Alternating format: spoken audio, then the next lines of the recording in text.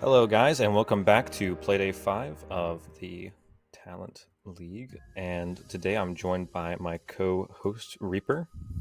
Hello.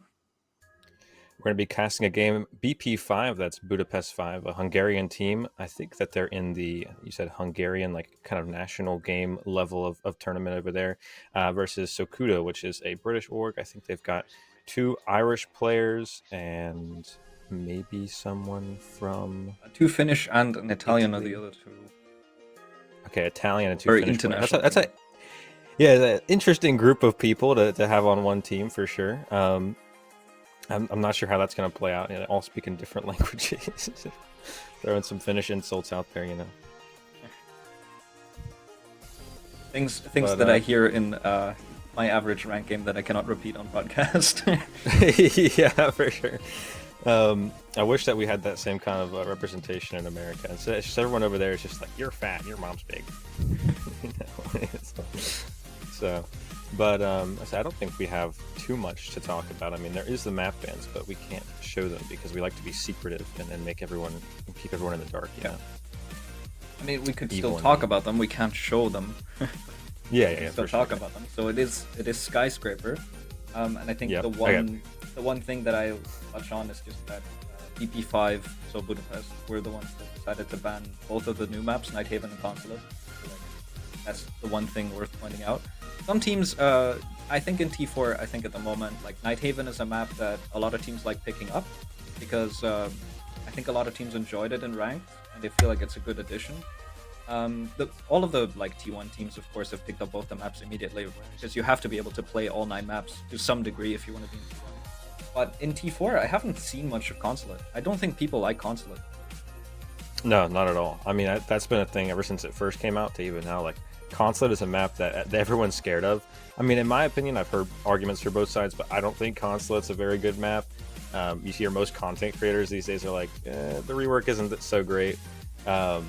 Nighthaven, on the other hand, I think is a very solid map, so we see that a little more. I mean, I even played that when it first came out on into the competitive scene. So I think a lot of teams are like, let's try it on Nighthaven. And now that it's been out for a while, there's some strats that developed for it, so it makes a lot more sense. But the CPP5 just banned that out. I guess they want to go with a little more traditional of a game. And landing on Skyscraper, it's pretty traditional. I mean, it's been out there for a few years at this point, so it's not like they're going to Chalet or Border or Chalet or Oregon or Clubhouse, which I hate to see those maps because we see them so often. So it's nice to see a map go to Skyscraper, but still, it would have been cooler to see Nighthaven or Consulate. But BP5 did not have that in their plans for today. Yep, I'm still a theme park absolutist. I'm very mad that they got rid of theme park over a map like Oregon or Club, because Oregon and Club have been just in the pool for so long. Forever. And while I understand that the maps are still decent, I feel like they've gotten so stale, especially Oregon. Like I feel like the one thing I would have changed about the map pools is I would have kept theme park in and knocked Oregon out instead. But I definitely. I mean, hey, I don't make the decisions. I think kicking Oregon out of here would have been a good way to go, because like I mean, Oregon's been in here for since it was before the rework. Like that was like fucking, I don't know, even 5 years ago maybe. It's so long. I don't know at this point. I've been playing for so long, I just lost all sense of time. But it's been in there for so long that you can remember like seeing people in that basement with all the wisting and maze and stuff. So for it still to be there is a little bit crazy. But like you said, we don't make the decisions. We just get mad at them for it. So Easy to complain, and I mean, it hey, is. we get put on broadcast to just talk the whole time, so why not complain? It's easy words, essentially like writing a 500-word essay and just going into a random tangent. It gives you free. Here's words. why I You don't have like to worry about it. Oregon. Yeah, exactly. Oregon is not my favorite map. 10-page manifesto on why I think Oregon is not the strongest of maps. Yeah. I mean, it's like, because Oregon, you just get like the same play every time. It's like you go upstairs, you go basement, and then you go first floor. Like it's the same rotation every time. Yeah. Sometimes you get basement first, but like you never see any teams do anything too crazy with it. They're just like throwing us on a barricade, hide in a corner, and that's the whole map. So at least with Skyscraper, you're gonna see a little more like sneaking around, a little more like potential for some weird stuff to happen. Yeah. And in the defense of Oregon, I mean, there's not much to defend about the map. I think it is very stale, but That is because it's just been in the pool for so long. People have figured out this map. It's a solved map. I think Oregon and Clubhouse fall into that category. Maybe even Chalet, because Chalet has been getting a lot of play. People want to mix it up. Yeah, Started definitely. playing Chalet heavily, and so they're really figuring out every nook and cranny of the map. And so at some point, the map is solved. You get into a very stale meta on the map because there's not a whole lot of innovation. There's no new things that you're going to see, even with new operators introduced some changes marginally. And so it would be important to give them little touch-ups. So Clubhouse got a map buff, and I think that's why it's still a better map than Oregon, because Oregon's been released ages ago. But ultimately, just one or two changes to the map, one or two changes to an operator in the meta, and you have an entirely new map. So Oregon isn't a bad map. The problem is just that it's stale. Everyone's already played it 100 times, and everybody knows how to play it. There's no surprises. That just makes it boring to watch and play. That's like kind of the same with Clubhouse, in my opinion. Like, with you kind of get the same flow where it's like basement, and then you go to the second floor, and you almost never. I mean, I did actually get to see some people playing bar last time I watched. I casted a game, so that was fun. It was great to see people play bar because that's not a sight you see very often. I mean, it's like a once-off, but it's still fun to see it. But even when they do go bar, it's like there's a very specific way you have to play that site, or else it's just like you're throwing the round, you know? Like if you don't hold upstairs, if you decide to run around and roam a little bit too much, like they're just gonna walk in. So again, with like it's kind of like you said, solved map. Like there's a very specific way to play Clubhouse, and if you don't play that way, like people are just gonna roll over you. Yeah, that's exactly why Nighthaven is exciting. It's a new map. Yes. People don't really know what they're doing. That's exactly what makes it exciting. And I mean, it was banned first, so I'm not sure why I'm talking so much about it. Maybe it's because I actually like watching and casting the map, even though I don't know half the callouts still. I've played the map in scrims and I still don't know the callouts. Uh, but as we say that, let's focus on the map that we're actually on, which is Skyscraper, and we'll get into the ban phase momentarily, and we'll see what the operators will be. Any predictions? For Skyscraper, I feel like honestly, I see on this map a few times. I've seen, I think what's his name? The guy that throws the canisters in the walls, Ace. I think I've seen him banned a couple times here. Yeah, But fair. I don't know if that's going to come out now. I don't know. I have like honestly, I haven't played Skyscraper in so long. I'm not sure what the meta bans are. Dokkaebi I makes mean, sense you're though. I yeah, think you're Dokkaebi not is far off. We could still see it. You're not far off with that ace ban, because the one thing I was gonna predict is maybe a hard breacher ban. Skyscraper is a very hard breach oriented map, so taking out Thermite focuses more on the ace, and ace banning would do the exact opposite, so vice versa. So certainly a possibility, but no. Instead, we see Ying get taken out. Two very common bans. Dokkaebi, global ability. You can call everyone at once. Ying very oppressive with just a lot of utility. 4 Candelas, 2 smokes if you want them, or hard breach gadgets. Very good for side executes. It forces a warden to be in play, and especially with the recent warden nerf, making him a little slower, taking Ying off the board certainly a reasonable approach. And so the second ban coming in from Sokudo is also going to be the Solus. Again, very oppressive operator when it comes to information gathering. So just taking out the new ops on defense, always the strong ones. Yeah, definitely. I think Solus has been a horrifying operator for a little bit too long. Everyone's just like, let's just play without her. And Ying, obviously, very meta ban right now. We don't like to see the Ying. And Mira coming out is a little strange to me, but I guess I can see the vision. Um, there's a few places I can imagine a Mira would be pretty scary, but like overall, I think I would have preferred to see a ban onto like someone that has a little more long term impact on the defensive team, whether that be like what they're playing right now, which is the Azami, or if it's going to be a Legion or something, or a Fenrir. Like I think I would have preferred to see one of those banned, but Yeah, because now you have a lot of different things to deal with. The recent Legion rework, it essentially reintroduced old Legion with the initial damage, and the much higher damage. Like the goo mines are now genuinely threatening. If you don't pull them out, you're gonna take a lot of damage, and if you walk into multiple, you're gonna take a hell of a lot of damage. So it's a nice change to see it, and at the same time, they remove the electric property of it because they remove the like sort of camo. I don't even really think that's a nerf. I think that's also a buff because now they can't be hacked by Brava, they can't be seen by IQ. they're essentially off the radar. They're just like frost mats, but even harder to see. So I think Legion at the Yeah. moment, especially with the super shorty, it's just a very meta pick at the moment. You stack them up with Fenrir, it starts getting very annoying to execute. Yeah, that's exactly why I mentioned it because, like, everyone I've talked to so far about the Legion, change has told me that it's pretty much a buff. I mean, the fact that you can't see it, like you said, on the IQ, it's just like, and you can't hack it with the Brava drones, and honestly, they're really tiny, so they're still deadly, and they're even more deadly with the buffs of the damage, like you said. I'm just reiterating what you said, but really, like Legion is just a scary operator now. So, and then you have to contend with the Fenrir making you not be able to see anything, and the frost, don't hop on the frost mat, and then the Azami barricades kind of making you scared to push anywhere. So I think this is a very strong defensive operator lineup just to come out in the first round. Yeah, and in return on the attack, I think because of the way the bans went, the only thing that Sokudo have going for them is just they have alternatives when it comes to hard breach. They can choose freely how they want to open walls. Thatcher's in play, you have all the hard breachers open, so you can choose how you want to approach. But ultimately, getting into the site and executing through doorways is going to be the difficult part. So at the moment for Sokudo, I think walls are your friend on attack, and really doorways are the exact opposite of that. And because there's also a lot of staircases that are very important to take on Skyscraper, it can be very difficult to essentially take control of them. So we have to wait and see what Sokodo will do for their attacking approach. We can see a very heavy split as half the round is gone. Sokodo is all around the map. A lot of players still outside. Some vertical control gained down below. It looks like they might be trying to go for a top black take and maybe a karaoke execution late round. Definitely. Evan, yeah, I Evan think with diffuser, by the way, on Repel karaoke.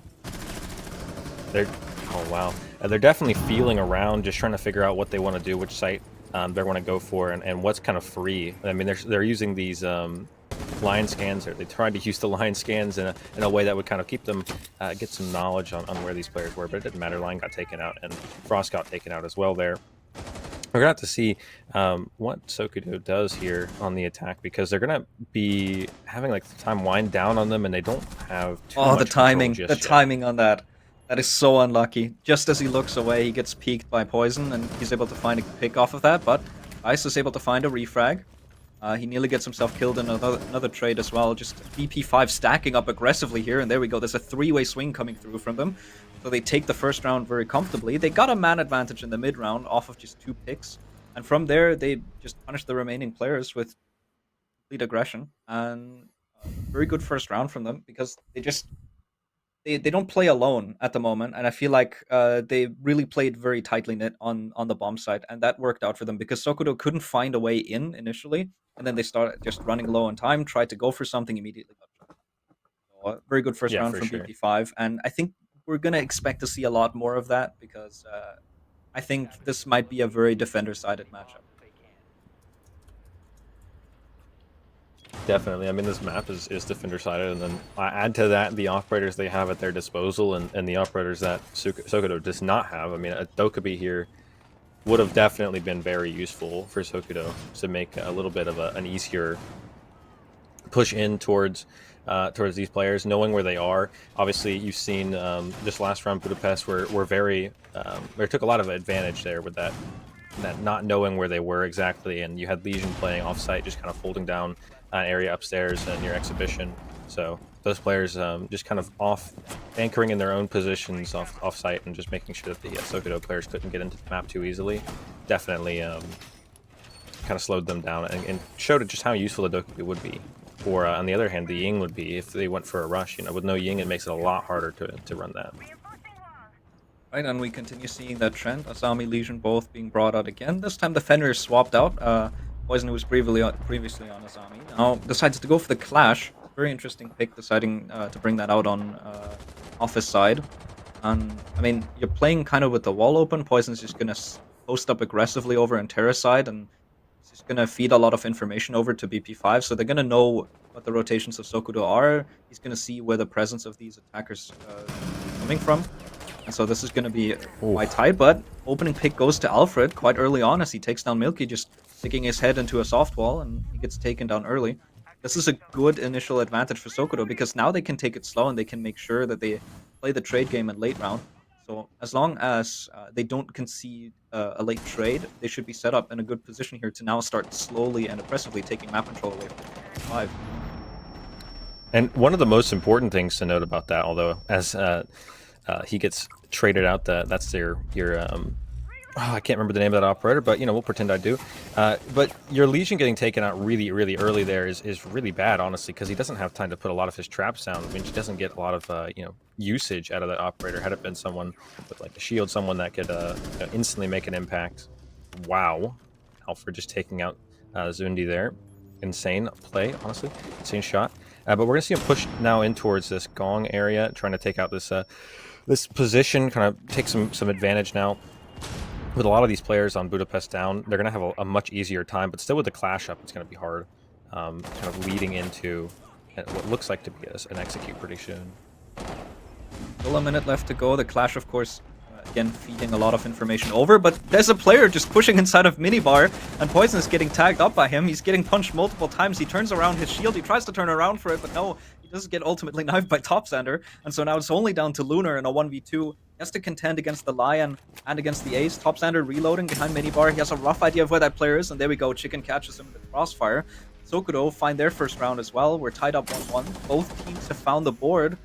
And after a bit of a rough start in round 1, two massive picks from Alfred to just continue opening up for Sokudo ultimately lead them to a round. Yeah, definitely very rough there. Budapest 5 kind of just that first kill on the Legion, which I was trying to get out, but just didn't manage to say. Like I said, it's super rough to lose that utility super early on in an operator that needs that longevity, like to stay alive for a super long time, to really to shine as how useful he is. And even then, even with your an operator on Sokudo being down, it's kind of more bad that Milky got taken out on the Legion and that you lose that potential kind of slowdown on Sokudo. And we saw that as soon as that body was down, they kind of just were like, oh, there's no Legion up. We don't have to worry about traps really anymore. We can just kind of push in, don't have to look at our feet too much. And they did. They just kind of walk in. I mean, as we saw Poison having to contend with a guy just behind him, having walked into Minibar and kind of just shooting at him and knifing his shield continuously. So with no one there to back him up either. Yeah, and that's due to the lack of man advantage. That's also partly because of Alfred just being able to find opening picks. He's being given gunfights by Budapest, and on top of that, he's winning them. And that is putting Sokudo in a good position to just maintain that man advantage, to just push that clash aggressively. Because realistically, when you're in a 3v4 and you have clash up as well, you're kind of in a 2v4. Clash doesn't really have a gun up in that situation. So with the shield up, it's a 4v2, so you have a big man advantage. You can just go for refrags as long as you know where the clash is and she's not an unknown factor hiding in a corner somewhere. You just push in aggressively and go for refrags, and that's pretty much 90% of the time going to win you the round. So moving into round 3, we're back on the same side. So Budapest decided, all right, we slipped up here, but we can fix this. We're bringing the clash again, very similar lineup. Milky's playing in a bit of a different spot this time. The breach over from drum side, he's playing behind the black boxes over inside of Geisha, and so maybe if he can keep himself alive more there, contest map control for a little bit longer. And you can see Poison posted up aggressively as well, but no, Alfred again with the opening pick, takes down Milky, and I was gonna say he moved positions to stay alive longer, but he just gets taken out by Alfred anyway. Even then, it's a minute 50 into the rounds, or a minute 50 rather left on the round, so he did at least survive for a little bit longer, I believe. But either way, your Legion's still dead, and he didn't get to make much of an impact in the round again. And although it was a grenade this time instead of a gunfight, you still will have lost a player for not much in return. And now Suzundi is taking a lot of damage, and Immortal get taken out by Chicken. It's just not looking good for BP5 on this site whatsoever. I think that they maybe made the wrong choice here going for that again. They're going to be 2 players down, and with a Finka still on the board, being able to kind of make sure that you've got a lot of potential pushing into site. I know Evan taking out Suzundi. It's just looking so bad, and as you said, that it's really a 1v5 here. I mean, you've got the Clash to be a shield, but that's really all she does at the moment. And we'll essentially Lunar with a gun up in a 1v5. He does tag Evan. Doesn't quite get the connection there, and he gets tagged through a wall, gets taken down by Dice instead, so it's only down to Poison, who's outside, just shocking Ace in the middle of nowhere, out deep on the balcony. Alright, flawless round from Sokudo. BP wanted to go here again, decided, let's go with the same strat, let's clean it up, not lose our Legion early. He dies again, this time to a nade, so Sokudo adapting perfectly, just reading into where Milky plays this time. And once again, they just go gunfight after gunfight. They're winning every single engagement. They know where the Clash is. They know that the Clash isn't really a threat. She's just outside on the balcony in the middle of nowhere. And so having to contend with 5 players charging at you in that 1v5, you're not going to do much. So flawless round. Yeah, for sure. Sokudo, after a little shaky start on karaoke, they really convinced on office both times, and so now BP they've won one side, and instead of deciding to go for third, they say, all right, we've won this before, let's just go here again. You know, you've won Yeah, and karaoke once, I you can always surely say win it this twice. about these teams. I never really get it.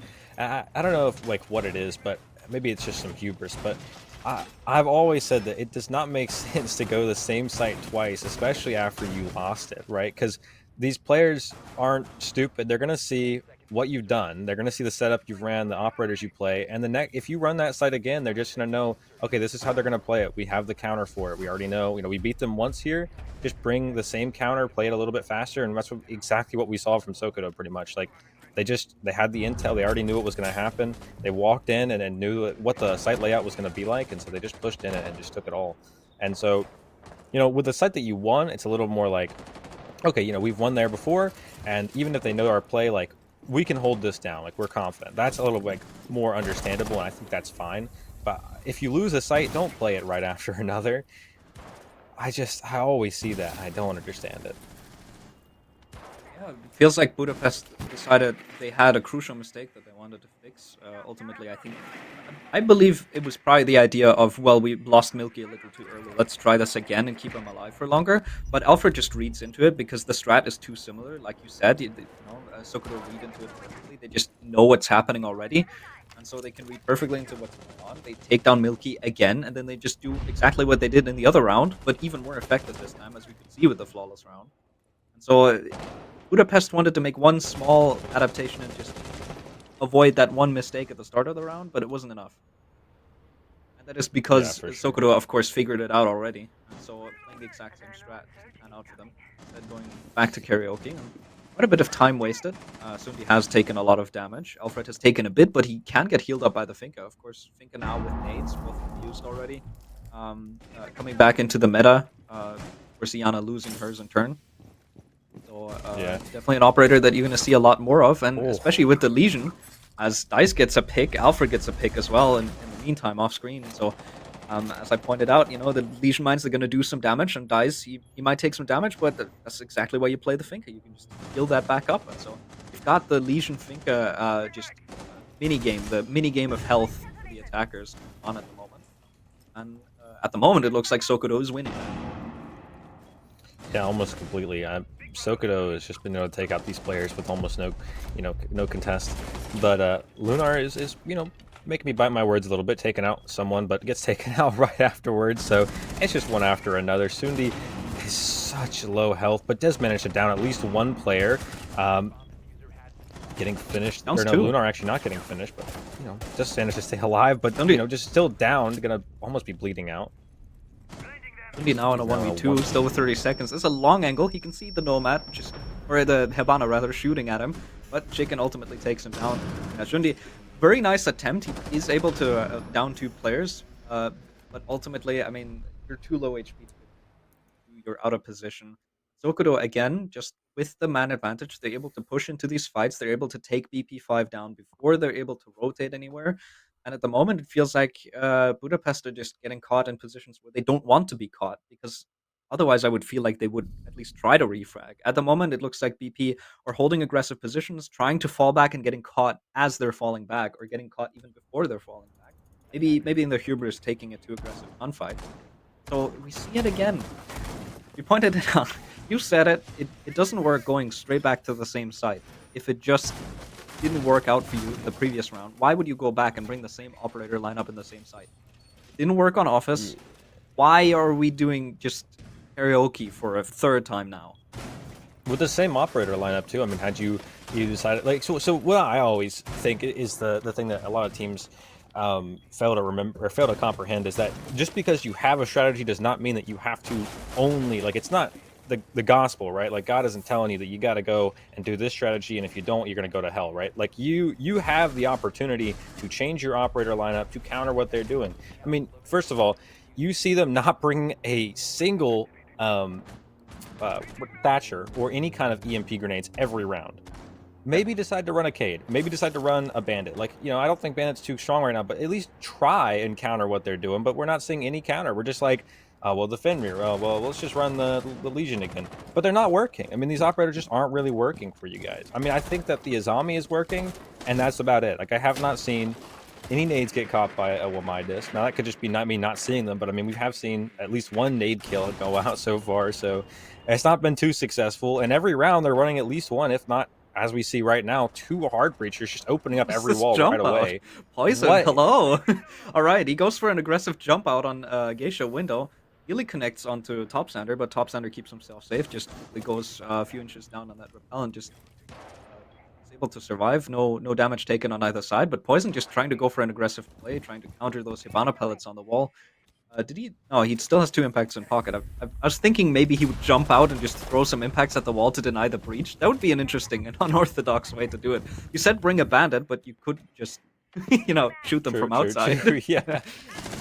Well, I mean, I guess this is what they're going for. I mean, they're going to play a little more aggressively, and that's what they're going to try to like counter the enemy with. But I'm not sure exactly what they're doing. I mean, the breach is still getting opened. The players are still in a position that isn't too amazing for them, and we see, although Sokudo is a little slow now, they're getting into positions that are gonna start pushing Budapest out of their kind of comfortable spots. And Milky goes down first again to Alfred, and that's just gonna be your Legion dead once more, as the man advantage just swings into the side of Sokudo, and BP is gonna be left with another round, having to kind of figure out what they want to do with the man down and if they're going to be able to play as aggressively as they want to. So Finka Boost just came out and now Dice is on the board. That's unfortunate timing. He does get ultimately taken out by Lunar. So now we've got a 4v4 in our hands, and Lunar is actually able to find a second pick onto the drum player. He nearly gets caught out rotating back. Evan's going to find Sundi in the meantime. So once again, just a lot of trades going on in the mid to late round. Poison gets another onto Alfred as well. Now Lunar finds another onto Evan, and suddenly Lunar on a triple kill. 30 seconds left, and it's only down to Top Sander. A round that started looking good for Sokudo taking control leaves Top Sander in suddenly a 1v1. He was in a 1v3, but he's able to find 2 picks inside of Geisha. They're giving him these individual fights, and now it's only down to Immortal. Immortal has to try and win this 1v1. Top Sander does not have diffuser. He has to try and recover it from top black. He will be able to get it, but with 10 seconds on the board, he has to try and start sticking that diffuser. Immortal has run away to try and keep himself safe, but the plant is being stuck. Top Sander sticks this. He can play a post-plant position. 3 seconds, he sticks the plant. Now he just has to hold. He is low HP though, so if Immortal can just hit one shot, but no, Top Sander gets it! Oh my god, a headshot, what a clutch! A 1v3. What a clutch from Top Sander, and another round. Finally a round that started looking good from Budapest 5, and they throw it away. Sokudo just able to take another round, now a 4-1, looking to close out a 5-1 split on their attacking half. And I said this was going to be defender-sided the way the bans went, but Top Sander just proving me wrong. Yeah, I mean, I don't know. I think it has to do with just some individual amazing plays from both Alfred and from Top Sander there. But like in general, I feel like Sokudo just has it more together. I mean, Budapest has just been kind of lacking. I mean, going back to the same site for the 3rd round in a row.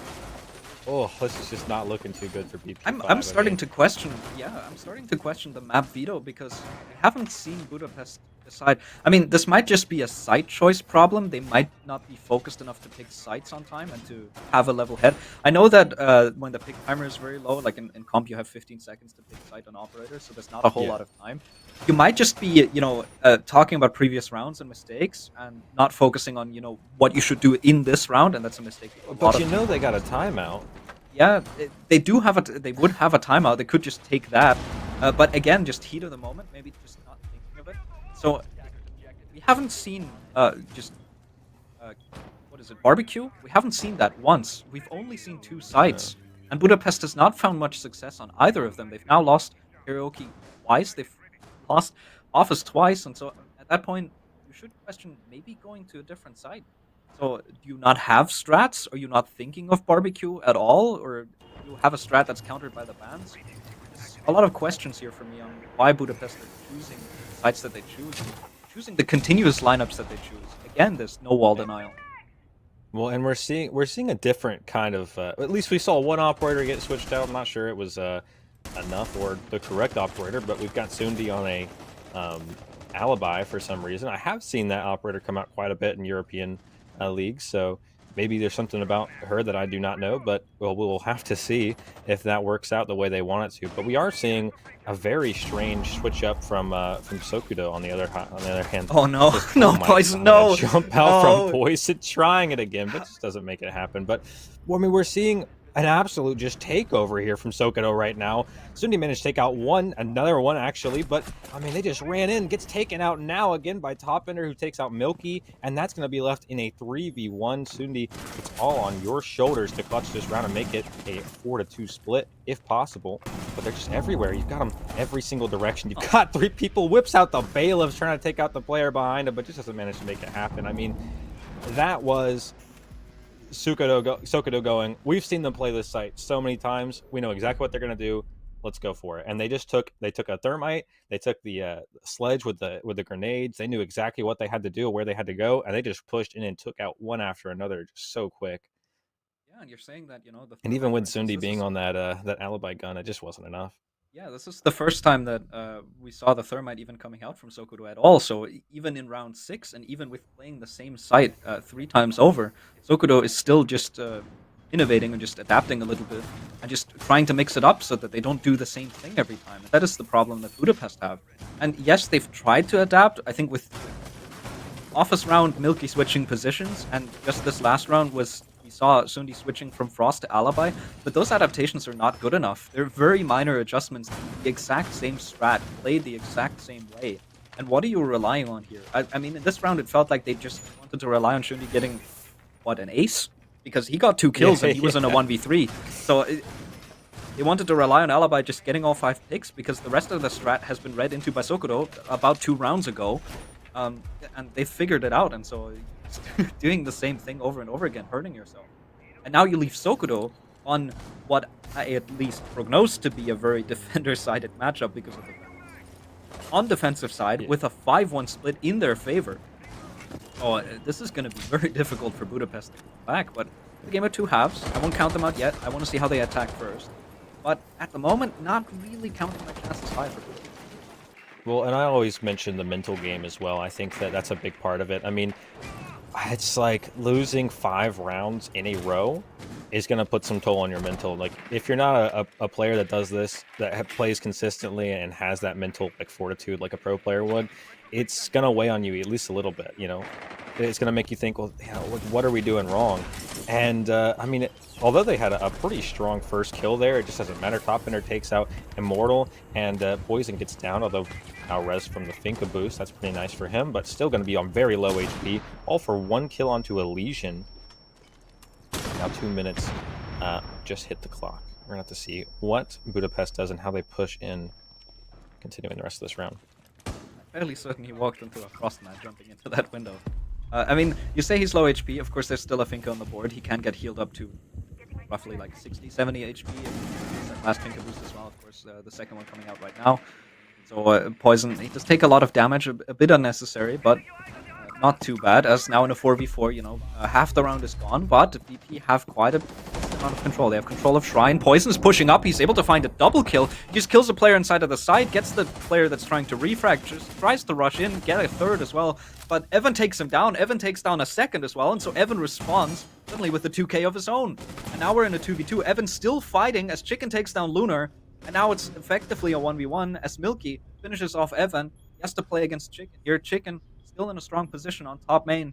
He has a rough idea. He has yellow pings, actually. He has a very good idea of where Milky is. Now the cam gets taken out, and now Chicken tries to go for a pre-fire, and there we go. He gets it as well. And off that 1v1, Chicken, with that conversion, is able to put Sokudo on match point, 6-1. And it was looking so good for Budapest for a second there. I mean, that push in with Poison just going 1-1, bam, took out 2 right away, but just got a little bit too over aggressive, ran straight into the line of fire of that smoke, and then not enough slowdown. There was no freeze call put in there from Budapest, so they kind of just kept pushing, lost another one, and it was all that advantage was just gone all of a sudden. I think that Budapest had a strong round, but was a little bit too over aggressive. I think they still have some potential, obviously, to win this, but they've got a long road ahead of them. 5 rounds in a row they have to win to bring this all the way to a overtime game, and then you've got to win 2 more at that point. So I'm not sure Budapest can do it. I mean, I'd love to see it happen. I'd love to see them try, but it's not looking too good for them whatsoever. That's, I mean, it's never over until it's over. Even on match point, if you can get like, let's say you, I mean, when you're on match point, all you can do is just focus on the round at hand. Just ignore the scoreline, ignore everything that's happening. Just don't get too in your head about the scoreline. Oh well, we've lost this already. You just need to figure that out. Say, all right, let's play the round and let's focus on what we need to do in this round to win this round. Everything else doesn't matter. It's just about the round. And if you can get 1 or 2, you can get some momentum going, you can get some confidence back, and then suddenly you start a comeback. And that is a very hard momentum breaker for the side of Sokudo because they're starting to feel like, well, we're on match point. Why the hell are we not closing the game out? Why are we still in this match? We should be done. We're up 6-1. But at the moment, I think Sokudo in a very strong mental position, and Budapest just have to ignore the scoreline and just go for the rounds at hand. At the moment, we can see Lunar, he's getting hot droned in, just taking some control. And there we go, a good pick onto Dice. Opening frag, a yellow ping comes out, and he's able to find that pick. So good hot droning coming in. Lunar, position inside of T now, playing a bit of aggressive control, but the hold that he makes actually gives Alfred a kill. And Chicken gets another onto Lunar as well, and suddenly the man advantage that they previously had slips away, but only temporarily as the Clash is aggressively pushing up. I don't know why the Clash he's putting down a frost mat in the middle of the round, but okay. Chicken is putting a frost mat down, and now he's in a 1v3. I'm not really sure what's happening now. Chicken, he's clutched the 1v1 last round, and now he's in a 1v3. He's able to find the first pick. He has a yellow ping on the player inside of Drum. He has a rough idea of where the other player is as well. So please don't do this again, Budapest. You've got 2 players alive. Play together, get Chicken out, and at least win another round. Don't do this to me again. Chicken, he has a lot of time that he has left to burn. He just needs to waste all of this time or find both of them. They're going to stack up to try and find a double peak. Chicken, he sees a temporary engagement on the Nomad, isn't able to connect any shots. Still holding that angle. Milky has to be careful that he doesn't give this away to him and he doesn't leave Immortal in a 1v2. Now, just some information being gathered. Know where he is. Evan boxed in. Now they just need to work to find an advantageous position to swing him together. And there we go. Milky finds it. Just playing around that Kiba barrier. And Budapest, they don't throw away this clutch opportunity. They're able to at least keep themselves in the match for now.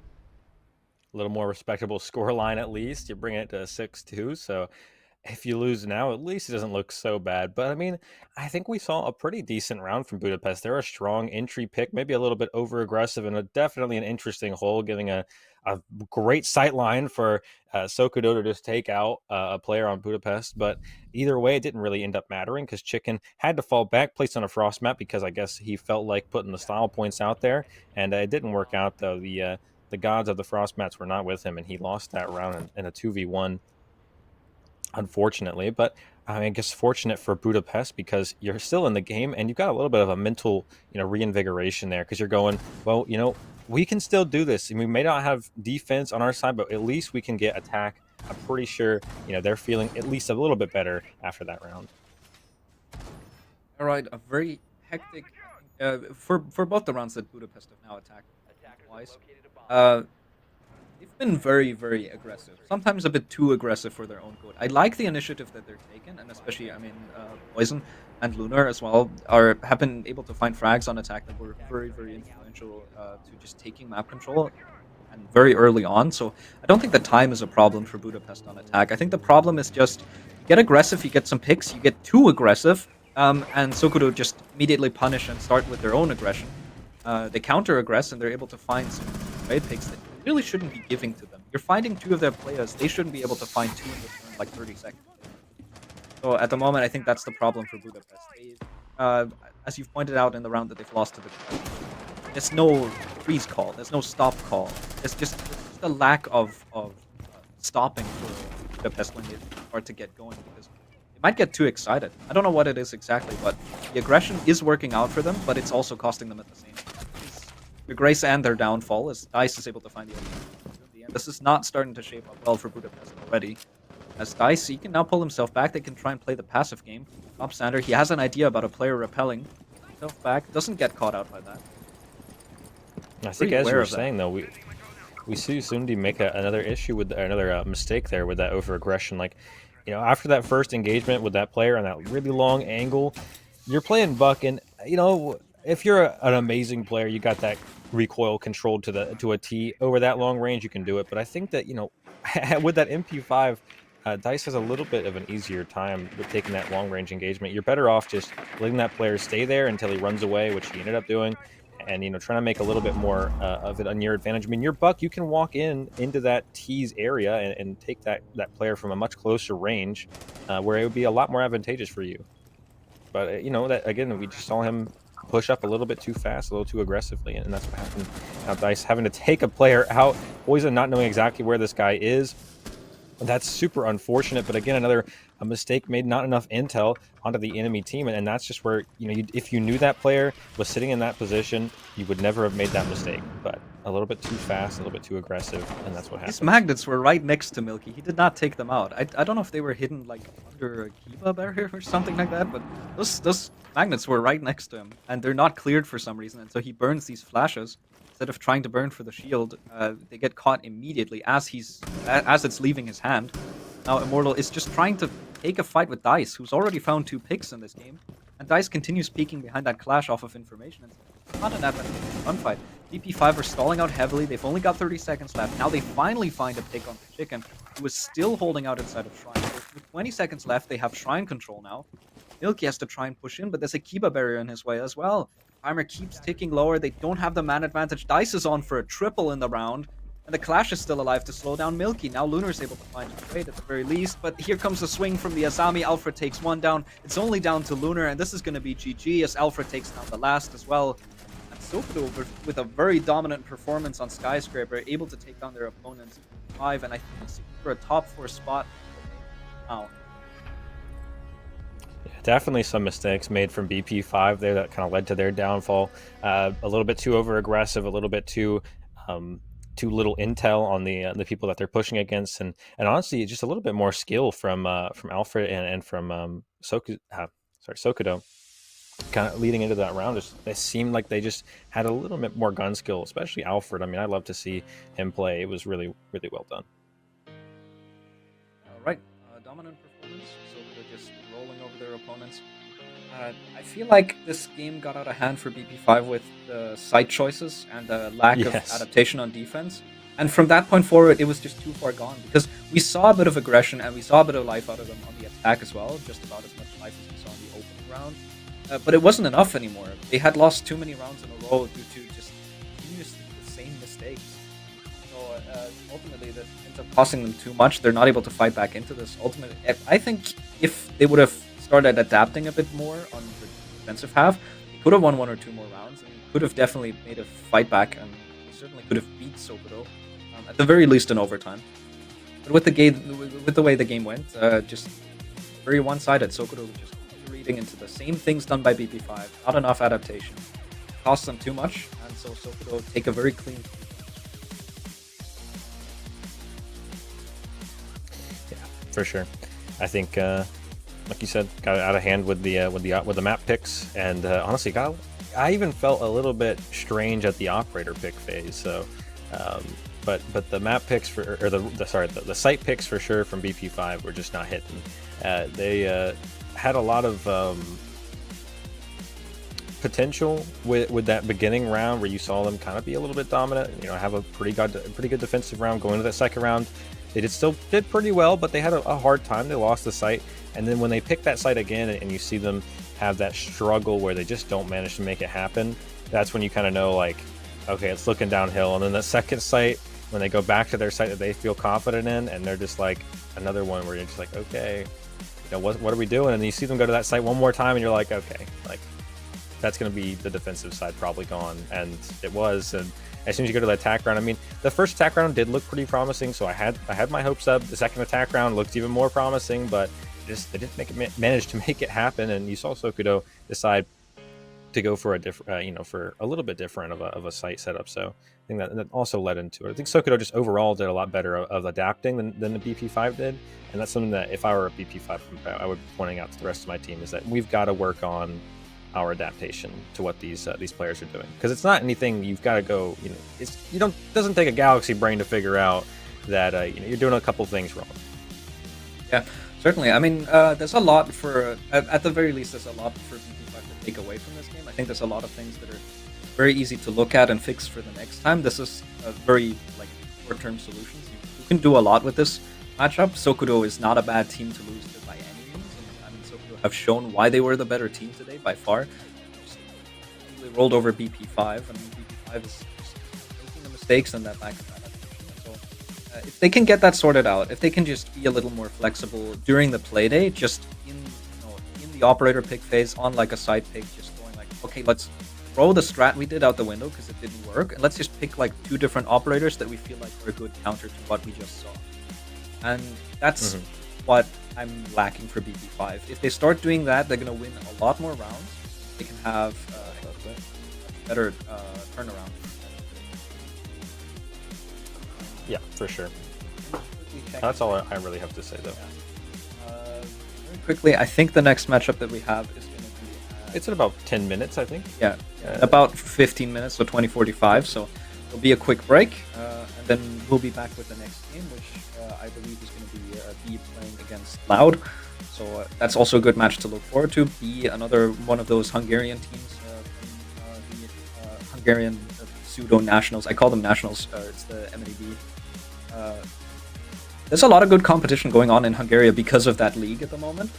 There's a lot of teams that come out of it that we can now see all across T4. So B is another one of those. Of course, B5 is showing not that great, but nevertheless, B versus Loud, and we'll see you in about minutes.